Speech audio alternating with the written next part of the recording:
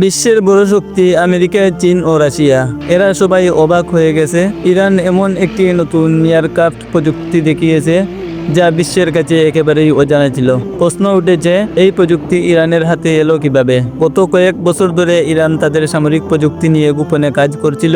বিশেষ করে ড্রোন ও স্টেলথ প্রযুক্তিতে তারা বড় অগ্রগতি করেছে।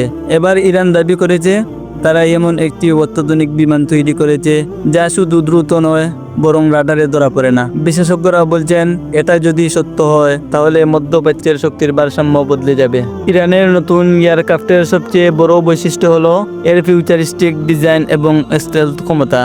এটি উচ্চ গতিতে উড়তে পারে, শত্রুপক্ষের রাডার ও স্যাটেলাইট থেকে নিজেকে লুকিয়ে রাখতে পারে এবং দূরপাল্লার মিসাইল বহন করতে পারে। বিশেষজ্ঞরা বলছেন, এটি শুধু একটি বিমান নয়, বরং একটি মোবাইল স্ট্র্যাটেজিক ওয়েপন প্ল্যাটফর্ম।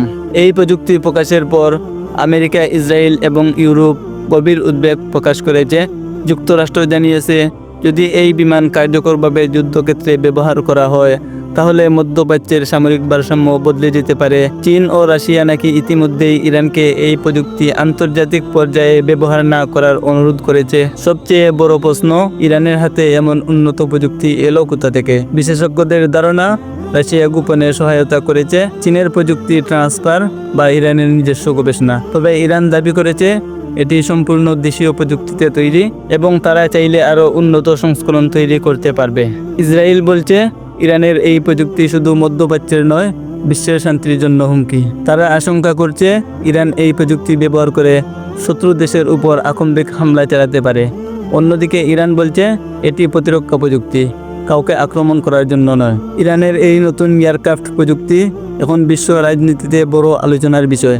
এটি সত্যিকারের যুদ্ধের ময়দানে কতটা কার্যকর হবে সেটা সময়ই বলে দেবে।